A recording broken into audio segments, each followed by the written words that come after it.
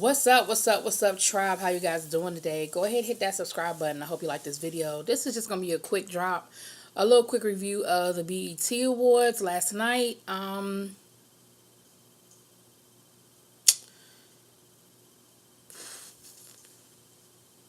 Okay. First of all, I think I'm a little too old for most of the BET Awards because I don't know who half these people are anymore. Uh, I just need to just show up for like the last part where they do the tribute and then they do the gospel section because that's the part I can probably most relate to. Um, a couple of the artists that I wasn't familiar with, I enjoyed. Like I enjoyed her. Her performance was great. I really enjoyed her, but I wasn't familiar with her. Her. The girl that sings Buddha, wasn't crazy about her performance. I like the song. Wasn't crazy about her performance. Nicki Minaj did what Nicki Minaj does. I'm not the biggest Nicki Minaj fan. I don't dislike her. She has songs that I like. But she did what she does. She came out on stage. She gave you a performance. You know what I mean? Like it was worth the price of admission. And she did a good thing, a good job. I really enjoyed Meek Mill's performance. I really enjoyed J. Cole's performance. Uh, I know who the dude that did the opening performance. I didn't know who that was, but people knew the words to his song, so I assumed that he was somebody that people knew. I just didn't know. Who else? I really, really, really enjoyed. Of course Snoop. That's my time period. So Snoop's performance. I love how they gave you a little break and let him explain how he evolved from being a gangster to where he is in his life now, spiritually and emotionally, and him coming out with the gospel spiritual record that he has out now.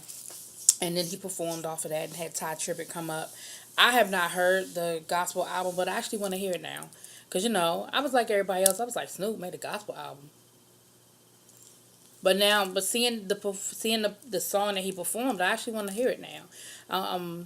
So yeah, it made me want to listen, which I'm sure that's part of the battle is getting people to listen to it. But I really love where he is now, where he's evolved to, and that's what people do. People grow up. I mean, Doggy Style. This is the 25th anniversary of Doggy Style. I remember where I was when it came out. I remember when I bought it, right? And I remember learning all the lyrics to the CD.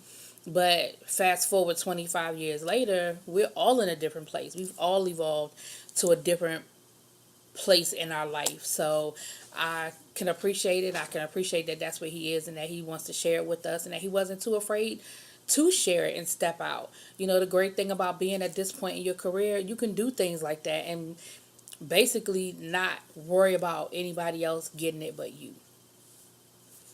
I think Snoop is an independent artist at this point. So he can put out whatever he wants to put out. So I'm going to listen to it. I'm going to take a listen and see where it is, see what it is. Janelle Monáe's performance. Okay. That first song she did reminded me a lot of her artist, Long Live the King. I always say his name wrong. So I don't know if he wrote it or she wrote his stuff or they collaborated, but it sounded a lot like his stuff, which I love. I love his music. So her performance, I liked it. I enjoyed it. It was one performance. It was a couple of performances that I wasn't crazy about, but right now, of course, the ones I wasn't crazy about aren't popping in my head. Now, the All Star tribute to Anita Baker, I enjoyed it. BT, y'all good for effing up tribute, but this one I enjoyed. I think you did a good job with it. You had some great heavy hitters that came out and sang. Excuse me. Um, y'all didn't do my favorite. My favorite Anita Baker song is Fairy Tales. I mean, I love all her hits. I love all the mainstream. But my favorite song by Anita Baker is Fairy Tales. If Lettucey had hit that, hunty, I would have been on the floor.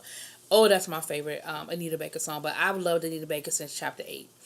Um, and I have all her music and love her. I feel like She's one of those people that when R&B switched over, she sort of got pushed to the side, but the talent is just undeniable. It is undeniable. Now, let's talk a little bit about some of the other stuff. I love Jamie Foxx. I'm a Jamie Foxx fan, but Jamie, you totally BS your way through that. Jamie Foxx did not plan for that. Jamie Foxx did not put any effort into hosting. He didn't even have an opening monologue. He did not have a monologue. And the few times he did come out and tell jokes, that's part of his stand up that he told you about at the end of the show, talking about I'm going back on the road, buy my tickets, come see me when I come to your town. Them jokes that he told, that's part of his stand up. I promise you. Anybody that goes to see his stand up, I promise you're going to hear those same jokes. He didn't put, especially when you compare it to what Tiffany Haddish did last week with the MTV Awards, how she had that whole opening sequence, and then she had the song, the Bodak Yellow, where she did the choreography and changed the lyrics. Now, understanding that Jamie Foxx has reached a certain pinnacle where maybe he feels like he doesn't have to work as hard or put that much effort in as somebody like Tiffany Haddish, who's still trying to come up, or not trying to come up, but who is still, coming up. And that was like her first time hosting, and this is probably Jamie Foxx's third or fourth time hosting something, maybe even more than that. But Jamie, come on, that hosting job was almost as if they called you last night and was like, "Look, somebody pulled out. Can you hook us up?" It looked like they put more effort into the commercials for the show than you put into the show. And if there was more effort put in, I apologize because I didn't see it. You pulling people up on stage that just out of nowhere, like you pulling Michael B. Jordan up on stage to do his line from Black Panther. Like your whole opening monologue was Black Panther. Well, no, it wasn't even an opening monologue, right? Because I said he didn't have one. You just randomly looking at people in the audience like, oh, hey, my man here. Oh, hey, so-and-so here. Oh, yeah. Yo, go buy his album. It's fire. Like, that's not... And then he even said, I'm not here to host. I'm here to celebrate. You can do both. You can do both. I was very disappointed. The wardrobe changes I wasn't impressed with. I'm sure they were expensive and they had somebody's label in them, but I wasn't impressed with how they looked. That's just me. You come out on stage in your bathrobe for no reason. Like it didn't go with anything. I didn't see the bit with it. Then you pull Donald Glover up on stage with no warning, no nothing, and then ask him to sing "This Is America." Like, what the hell? And I mean, even he was even like, I wasn't really expecting to do this, but shout out to. I'm like, you're putting people on the spot for no reason. Like it was unnecessary. It was. I feel like you were just filling time because, again, you hadn't prepared anything. So while they waiting backstage for whatever, you are killing time. Now, some of it may have been on BET's part because y'all know BET, I don't know why, I don't know what it is and why they can't get live shows together. Y'all been doing this for 30 years. I don't know why. Every year with the BET Awards, we always got production issues. The teleprompters, for the first award of the night, the teleprompter wasn't working. There's always problems. So he may have been killing time. But again, Jamie, you're not new to this. You should have still had something ready. Like pulling Donald Glover up on stage. And then you didn't let it go. Like you did the whole "This Is America." Everybody got the joke. Everybody laughed. But you kept going to the point where it wasn't funny anymore. It was just awkward. You did the same thing with the whole Nicki Minaj thing. You were going to pop the champagne to celebrate some sort of milestone that she had hit. And again, it was just awkward. Like, she wasn't in on it. You were going to open up an umbrella because y'all were going to pop the champagne. And then everybody was telling you, no, it was bad luck. So that kind of fell flat. Like, I was really disappointed. I like Jamie. I've always been a Jamie Foxx fan, going all the way back to Living Color. But you just didn't do it for me. Like, the only thing you did have was that little skit with Wanda in Wakanda with the comedian Blanks. What's his name?